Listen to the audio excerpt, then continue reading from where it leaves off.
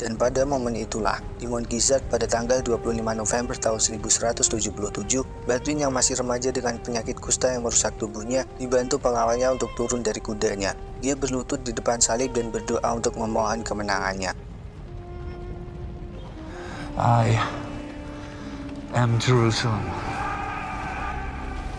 Pada tanggal 25 November tahun 1177, di Mount Gizzard, daerah yang dekat dengan Yerusalem, telah terjadi perang salib yang cukup terkenal dalam sejarah. Pada perang tersebut, pasukan Kristen dipimpin oleh King Baldwin III dan pasukan Islam dipimpin oleh Sultan Salahuddin Al-Ayyubi. Menariknya, jika pada masa itu ada seorang penguasa yang sangat hebat dan memiliki jumlah pasukan yang sangat besar, maka dia adalah Salahuddin. Dan jika ada seorang penguasa yang cukup memiliki banyak kelemahan, maka dia adalah Baldwin, seorang raja Yerusalem yang masih berusia 16 tahun dan menderita penyakit kusta. Tapi meskipun demikian, dalam pertempuran ini ketika dua penguasa tersebut berperang, yang menang bukanlah Salahuddin melainkan Baldwin. Saat perang Mount Gizzard berlangsung, Baldwin bersama pasukannya yang jauh lebih sedikit dapat menghabisi pasukan Salahuddin hingga menyisakan 1/10 dari seluruh pasukannya. Jadi misal ada 10 orang yang ikut perang, pasukan Salahuddin yang berhasil selamat hanya tinggal 1 orang. Dengan kata lain, 90% pasukan Salahuddin terbunuh dalam perang tersebut. Dan bahkan saking fatalnya kekalahan Salahuddin pada perang Mount Gizzard ini, para sejarawan mengatakan bahwa untuk bisa menembusnya dibutuhkan waktu 10 tahun sampai Salahuddin berhasil menaklukkan Yerusalem. Pertanyaannya, bagaimana ceritanya? Di tahun 1177, saat Philips dari Alsace berziarah ke Yerusalem, Baldwin mengajak Philips untuk beraliansi dengan Kekaisaran Bizantium dalam rangka menyerang Mesir. Hal ini dia lakukan karena di Mesir pada saat itu, kekuasaan Salahuddin sedang kuat-kuatnya. Banyak wilayah Kristen yang mulai dikuasai oleh Salahuddin, sehingga jika ini dibiarkan begitu saja, yang dikhawatirkan adalah Salahuddin bisa menjadi ancaman bagi Yerusalem. Maka dari itu, Baldwin pun berinisiatif untuk menyerang lebih dulu dengan membuat aliansi bersama Kekaisaran Bizantium. Namun ketika aliansi itu mulai dibentuk dan mulai bergerak, Baldwin malah jatuh sakit dan hal itu menyebabkan aliansinya menjadi gagal. Bahkan si Philips tadi yang awalnya ingin menyerang Mesir bersama Baldwin malah bergabung dengan pasukannya Raymond III dari Tripoli untuk menyerang Suriah di utara. Nah, pasukan Kristen yang mereka bawa ke utara tersebut sangatlah besar sampai-sampai pasukan yang dimiliki oleh Baldwin untuk menjaga Yerusalem itu tinggal sedikit. Akibatnya, dengan sisa prajurit yang seadanya, pertahanan Yerusalem pun menjadi lemah dan sangat rentan untuk ditaklukkan. Kemudian, mendengar informasi tersebut, bagi Salahuddin hal itu merupakan sebuah kesempatan untuk menaklukkan Yerusalem. Dan seperti yang kita tahu bahwa Yerusalem sendiri merupakan kota suci bagi 3 agama sekaligus, Islam, Kristen, dan Yahudi. Islam ada Masjidil Aqsa, Kristen ada Gereja Makam Kudus, dan Yahudi ada 2 kuil yang mereka anggap sebagai tempat paling suci di dunia. Oleh karena itu, bagi Salahuddin Al-Ayyubi, merebut kembali kota suci Yerusalem sudah menjadi sebuah tugas yang sangat penting. Ambisinya sudah tertanam saat dia masih kecil. Jadi saat Salahuddin masih berumur 7 atau 8 tahunan, ada orang yang membuat sebuah mimbar yang sangat indah dan sangat bagus. Saking bagusnya, banyak orang menginginkan mimbar itu untuk dipakai di sebuah masjid. Namun si pembuat mimbar itu berpesan bahwa mimbar yang dia buat tersebut tidak boleh dipakai di masjid manapun kecuali di Baitul Aqsa. Mengapa? Karena si pembuat mimbar sangat yakin bahwa kelak Yerusalem akan jatuh kembali di tangan Islam. Jadi ketika Salahuddin kecil mengetahui cerita tersebut, dia sangat termotivasi untuk mewujudkan cita-cita pembuat mimbar tadi. Dengan cara apa? Merebut kembali kota suci Yerusalem. Dalam perang Mount Gizzard ini, dari pasukan Salahuddin dia punya jenderal perang yang bernama Taqiyuddin. Dia keponakan Salahuddin sendiri dan nanti saat perang berlangsung, anaknya yang bernama Ahmad meninggal dalam pertempuran. Lalu dari pasukan Kristen, Baldwin punya panglima perang yang bernama Reynard de Chatillon. Dia merupakan orang kedua setelah Baldwin. Dia penguasa Outer Jordan dan dia juga musuh bebuyutan Salahuddin. Dulu dia pernah ditangkap dan ditahan di Aleppo oleh Nuruddin Zanki dan baru bebas pada tahun 1176.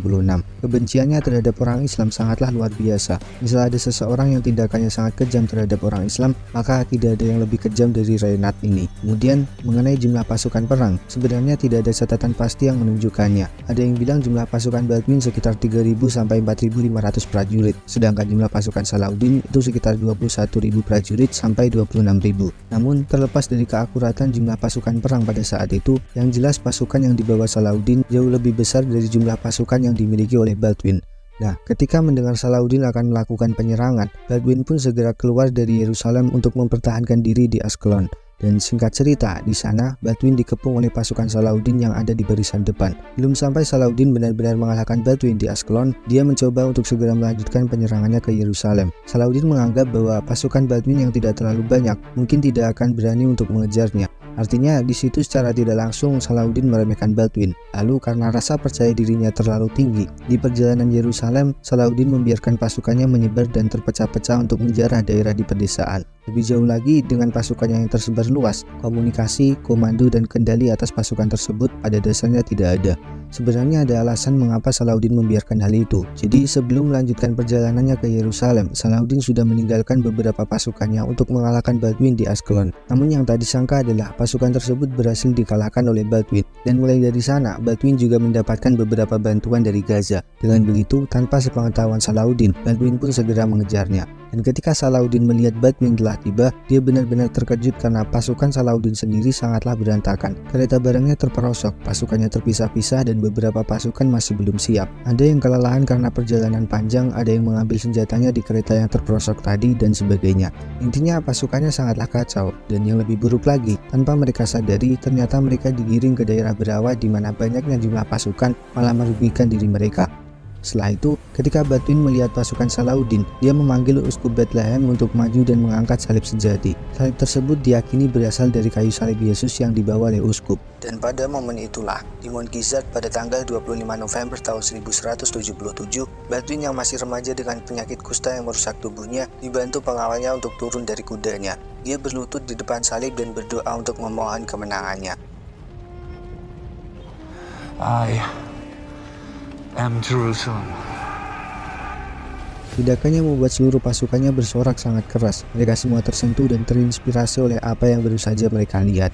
Baldwin, Reinhard, dan seluruh pasukan menyerang dengan segenap kekuatannya. Jumlah mereka yang lebih rendah tidak memudarkan semangatnya untuk mengalahkan Salahuddin. Mereka melancarkan serangan kavaleri berlapis baja berat, di mana serangan tersebut dengan cepat memberikan dampak yang sangat dahsyat bagi pasukan Salahuddin. Banyak korban berjatuhan, formasi mereka terpecah belah, dan hal itu menciptakan sebuah celah. Mereka membantai pasukan Salahuddin dengan jumlah yang sangat besar, tidak terkecuali dengan para jenderal dan putra Taqiyuddin yang bernama Ahmad. Mereka semua terbunuh di medan pertempuran. King Baldwin III dengan tangan yang diperban untuk menutupi lukanya berada di tengah-tengah pertempuran yang secara tidak langsung memberikan semangat bagi pasukannya. Begitu juga dengan Reinhard. Amukannya dan rasa bencinya terhadap orang Islam membuat pasukan Baldwin semakin terinspirasi dan semakin brutal.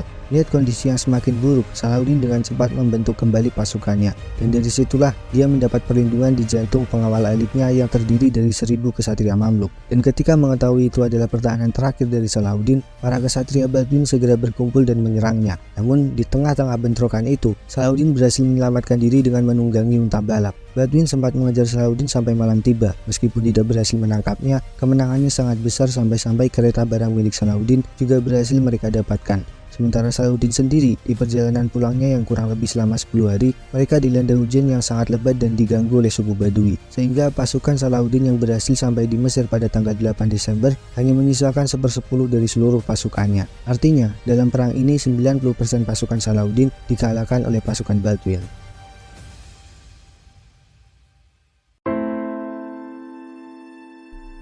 Kita tahu bahwa Salahuddin ataupun Baldwin merupakan seorang raja yang sama-sama hebat. Setelah kekalahannya di perang ini, Salahuddin tidak menyerah. Dia menyerang Baldwin lagi dan akhirnya memenangkan pertempurannya pada perang Matsayun dan pengepungan Jacobsford pada tahun 1179. Tapi meskipun Baldwin sempat kalah selama Yerusalem dipimpin olehnya, selama itu pula Yerusalem masih aman dari serangan Salahuddin. Dan barulah setelah Baldwin meninggal, Yerusalem baru bisa ditaklukkan oleh Salahuddin.